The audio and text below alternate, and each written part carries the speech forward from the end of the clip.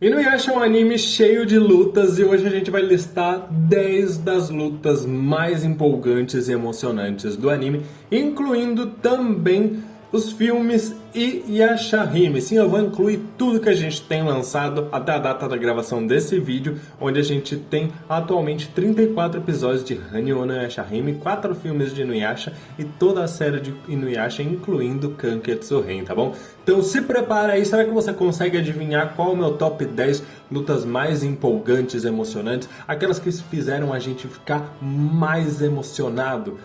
Pois já deixa o seu top 10 aí nos comentários, deixa o seu like se você gosta desse tipo de vídeo, se você quer mais tops, coisas, sejam lutas, personagens, enfim, pode deixar suas sugestões nos comentários também, porque eu adoro fazer esse tipo de vídeo, mas eu preciso saber se vocês gostam também. Então, se não é inscrito, pode se inscrever. Conheça também nosso clube de membros para ter alguns benefícios, como acesso à narrativa do mangá de Yashahime. E vamos lá! Olá meus queridos, eu sou o Avalon das páginas Avalon Geek e esse é meu top 10 lutas em Inuyasha, contextualizando todo o universo criado pela Rumiko, vão incluir 10 lutas não necessariamente na ordem qual eu acho que elas são as melhores, tá? É uma ordem completamente aleatória, conforme eu fui lembrando de algumas lutas, conforme eu fui pensando, então eu vou contar aqui pra vocês quais são as minhas 10 lutas.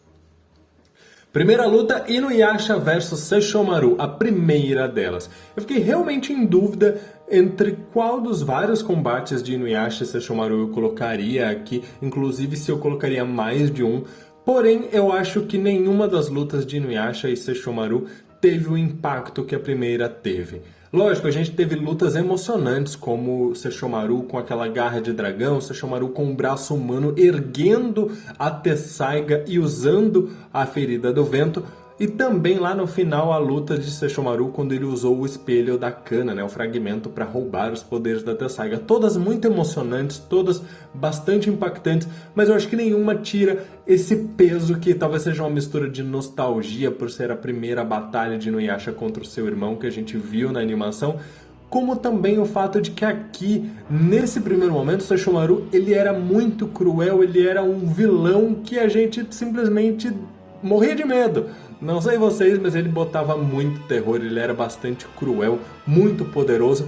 E ainda mais quando eles se transformam naquele cachorrão gigante. Uma das minhas lutas favoritas, gosto muito, porque ela tem toda aquela tensão. O Inuyasha não tinha uma arma até então, ele consegue a Tessaiga nessa batalha. Então é aquela briga de garras, o Sesshomaru é claramente mais forte, a Agome também está em perigo. Enfim, muitas coisas acontecem nessa luta até que finalmente o Inuyasha derrota o irmão com o primeiro golpe da sua lâmina Tessaiga, herdando aí a espada de seu pai. Segunda luta, Inuyasha vs Bankotsu. Bankotsu é provavelmente um dos humanos mais fortes de toda a lore de Inuyasha. Esse rival que aparece num dos melhores arcos de Inuyasha, que é o arco do Bando dos Sete, ele além de ter todo aquele jeito descontraído, brincalhão, que até lembra um pouquinho o Rama, inclusive por conta do design da trança que ele tem, também é muito fácil de se afeiçoar, ele é um personagem que a gente gosta, a gente consegue gostar dele por mais que ele seja uma máquina de matar. Ele é um humano muito poderoso, muito cruel, a gente não consegue odiar o Bankotsu. Pelo contrário, a gente gosta dele, mas a gente sabe que ele precisa perder para o Inuyasha poder avançar com os seus objetivos. E ele é muito poderoso, ele tem a questão dos fragmentos da Joia de Quatro Almas, tem também a Banryu, que fica cada vez mais forte, a batalha em si é bastante emocionante, e eu acho que uma das coisas que cria uma grande tensão é que como ele tinha vários fragmentos das joias e o Inuyasha sabia que tirando esses fragmentos iria deixar o inimigo mais fraco, ele fica o tempo inteiro tentando acertar os fragmentos para roubá-los do Bankotsu e a gente fica naquela tensão de ele vai conseguir, ele não vai, e ele sendo golpeado, bastante ferido porque tinha acabado de lutar contra o Jankotsu. É uma batalha muito árdua, mas muito interessante, muito bonita e que ainda tem todo aquele contratempo de que eles precisam acabar logo para alcançar o Naraki. Terceira luta, e eu acho que é uma das minhas favoritas de Kanketsu-Ren, se não for a favorita, lembrando que não é uma ordem aqui essa lista, é Sesshomaru contra Magatsuri. Sem dúvida é uma das batalhas que eu mais esperei em ver animada, porque Sesshomaru ele passa um verdadeiro sufoco para enfrentar esse inimigo. Esse inimigo que a gente nem sabia muito bem o que era, ele parecia ter saído da Joia de 4 Almas e assumiu um corpo de Naraki, a gente achou no primeiro momento que podia ser uma cria do Naraki, ele chega mudo e sai calado, como dizem brincando. Ele chega, já ataca o Kohaku, e uma das coisas que eu acho que torna a batalha mais emocionante é que o Sesshomaru protege o Kohaku e assume essa briga, sendo que ele estava até um pouco mais indefeso, digamos assim, ele tinha acabado de perder o Ondas Lunares das Trevas, e ele se envolve numa baita de uma encrenca, chega ao ponto de precisar se transformar num cão gigante para não ser derrotado facilmente, depois precisa voltar à sua forma humanoide. É uma batalha bastante árdua, nem mesmo Inuyasha, os amigos que chegam ali conseguem fazer muita coisa. A Agome que o diga, coitado, nocauteada ali com um simples olhar. Foi uma batalha muito tensa e que ainda assim depois teve a grande reviravolta do Sesshomaru conquistando a Bakusaiga.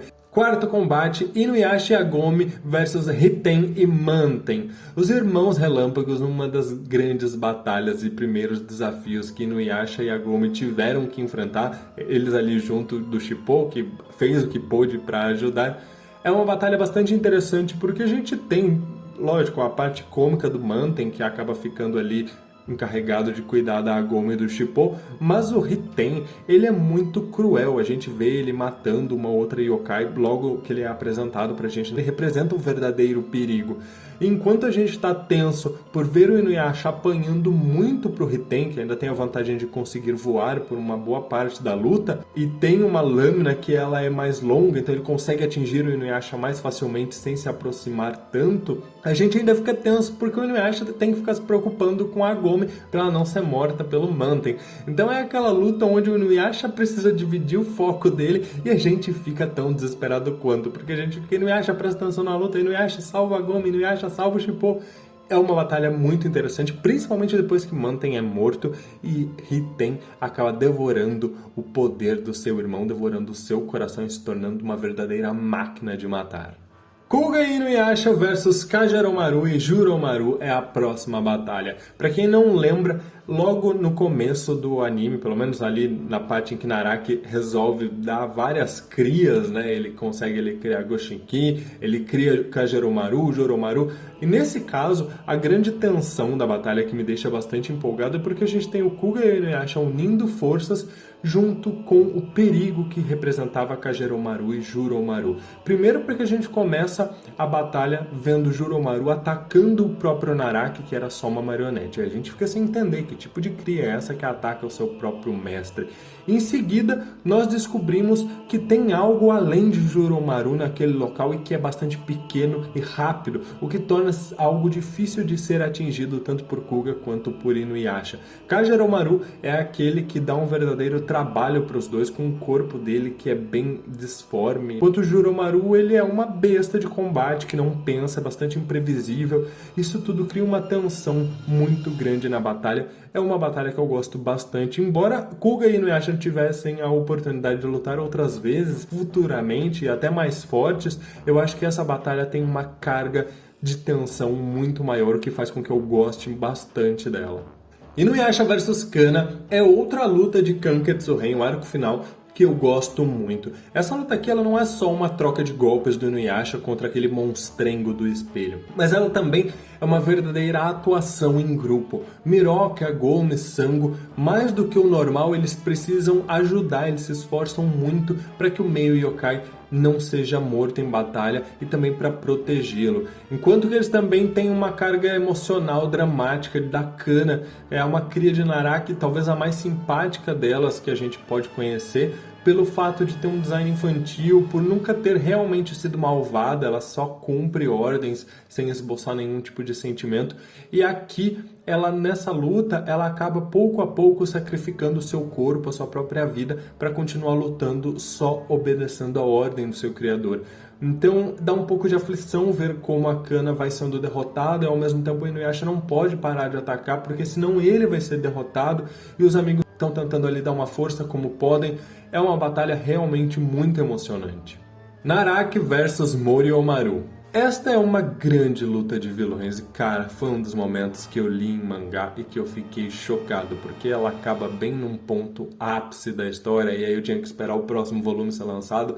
Eu me lembro perfeitamente. Após a traição do bebê e a saga dele para construir aquela armadura, a fortaleza que seria o Moriomaru, que nem é muito das minhas partes favoritas da trama, mas enfim, enquanto o Naraki parecia quieto demais e o bebê ia fazendo aquilo ali, garantindo que ele ia ficar cada vez mais forte, finalmente o Naraki resolve agir e a gente tem um acerto de contas. É algo bastante interessante porque a gente tem o vilão que se sente traído e que sempre botou medo em todo mundo, sendo humilhado por aquele que promete ser o novo mais forte. Bebê, né, na forma do Moriomaru, com aquela fortaleza, ele diz que ele é muito mais forte do que o Naraki e ele mostra isso nessa batalha. A luta em si ela não é muito longa, mas ela é maravilhosa, tem troca de golpes bem ao estilo Naraki, de se regenerar e tentar absorver o inimigo, até que ele parece ser vencido, o que me deixou bravo na época, porque eu realmente já estava apegado às canalices do Naraki. Só eu, porque assim...